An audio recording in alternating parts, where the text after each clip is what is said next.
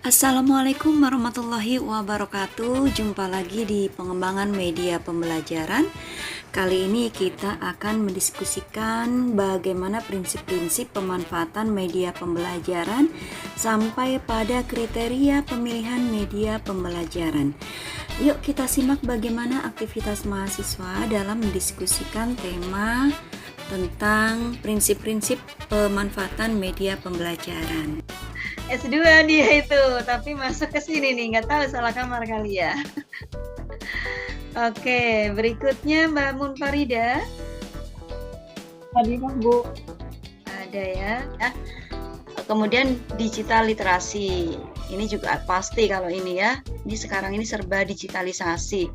Jadi ketika kita berliterasi tidak menggunakan atau tidak berbasis digital ya tidak akan bisa diakses oleh orang lain atau oleh masyarakat. Harus sampai menembus pada ranah bagaimana kita mencari solusi dari sebuah masalah, problem solving. Dan juga yang tidak bisa dilupakan teamwork, ya, teamworking. Ini makanya saya bilang kemarin pada saat di kuliah awal itu, kenapa baiknya mahasiswa itu ketika mengerjakan tugas-tugas, ketika ketika ada job itu baiknya tim, jadi kelompok gitu ya, tidak sendiri. Kenapa? Karena paradigmanya atau asumsinya pemikiran satu orang tidak lebih baik daripada pemikiran banyak orang ya. Seperti itu ya prolog dari saya. Mudah-mudahan nanti mahasiswa yang akan presentasi bisa mampu sampai pada ranah ini ya. Minimal kalau misalnya di paparan yang sudah terlanjur dibuat tidak melingkupi ini, ya paling tidak pada diskusi kita nanti sampai pada ranah ini ya. Oke, saya stop screen dulu dan perkenalkan, nama saya Siti Fadiro. Saya ini akan menjadi moderator dari presentasi kelompok Mas Amin Mustafa dengan judul karakteristik, kelebihan, dan dalam kesempatan ini saya mencoba menerangkan tentang karakteristik, kelebihan, dan kelemahan jenis-jenis media pembelajaran. Jenis media pembelajaran dan karakteristiknya. Media pembelajaran dalam pertemuan kemarin telah dijelaskan oleh Mbak Atina, yaitu meliputi media audio, media visual, dan media audiovisual. Linier biasanya menyajikan visual yang dinamis, digunakan dengan cara yang telah ditetapkan sebelumnya oleh perancang atau pembuatnya. Ayo teman-teman yang lain kalau mau menanggapi atau bertanya. Iya monggo, Mas. Siapa tadi? Aku. Mas Rizik ya. Iya monggo Mas Rizik. Bertanya bagaimana strategi pemanfaatan media audio visual untuk peningkatan pembelajaran.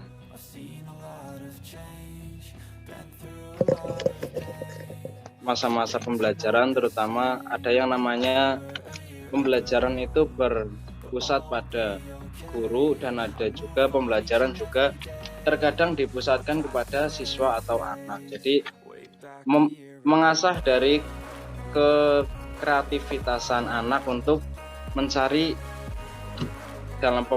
mencari materi ataupun tugas-tugas dengan menggunakan media pembelajaran, yaitu media internet, atau memanfaatkan menyesuaikan zaman yang sekarang.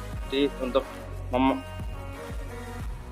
agar lebih efektif itu dari guru itu memberikan pengarahan seperti kemarin, ini loh pakai media Canva untuk mengedit PowerPoint, untuk membuat video, dan seterusnya.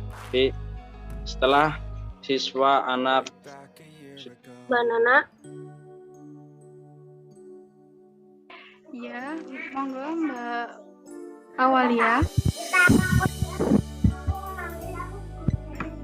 Model pembelajaran seperti apakah yang cocok untuk para pelajar pada era 5.0 sekarang ini? 5.0 sekarang ini. Pelajaran, Di pembelajaran, Mbak. Mohon maaf, Mbak. media pembelajaran bukan model pembelajaran. Cukup pada saat sekarang ini dengan kode-kode apa gitu ya. Yang penting ekspresinya bukan ekspresi orang yang benci atau orang yang bete atau orang yang apa ya, tapi ekspresinya itu ekspresi antusias gitu ya. Tidak tahu tapi antusias dan dia sangat respect, kan kelihatan. Oleh karena itu nilai-nilai ini tentunya akan sangat berkorelasi dengan kondisi zaman mana gitu ya, atau kapan gitu waktunya. Seperti sekarang ini era digitalisasi. Ketika media yang digunakan itu media yang tingkat kerumitannya sangat rendah, kompleksitasnya rendah, kemudian juga tidak memiliki kebermanfaatan yang tinggi karena dianggap sudah mungkin out of date atau seperti apa ya, atau tidak memiliki nilai-nilai yang sifatnya informatif sehingga dianggapnya aduh apa sih itu, sepertinya nggak ada gunanya gitu-gitu aja gitu ya. Orang tidak akan tertarik dan peserta didik pun sama tidak akan tertarik. Oleh karena itu nilai kebermanfaatan ini akan terkait erat, memiliki korelasi yang tinggi dengan perkembangan zaman ya. Ini yang saya sebut bahwa media itu sangat erat kaitannya dengan tuntutan zaman ya, dengan tuntutan zaman. Ini saya juga mau mengapresiasi nih tayangan tampilan dari mahasiswa sudah semakin bagus ya, terutama ini yang tema keempat ini. Sudah ada korelasi juga, ada ada keterkaitan antara gambar yang dipilih dengan temanya apa gitu ya. Karena pemilihan atau pembuatan media itu ya seperti itu. Temanya apa, gambar yang ditampilkan juga memiliki tingkat keterkaitan ya. Jangan tidak ada hubungannya, jangan nggak nyambung gitu ya. Terus kelompok ini juga sudah lebih kekinian lagi ya, langsung nyambung ke YouTube ya. Saya kan pernah bilang juga bahwa baiknya setiap mahasiswa itu memiliki akun ya, memiliki channel YouTube. Karena ini bisa dipakai sebagai media untuk mengekspresikan, media untuk meningkatkan, media untuk mengembangkan diri dari mahasiswa ya. Jadi kebermanfaatan dari akun-akun yang ada di media sosial itu bukan hanya sekedar untuk narsis-narsisan, tidak, tetapi lebih pada kebermanfaatan yang sifatnya memang betul-betul manfaat dibutuhkan oleh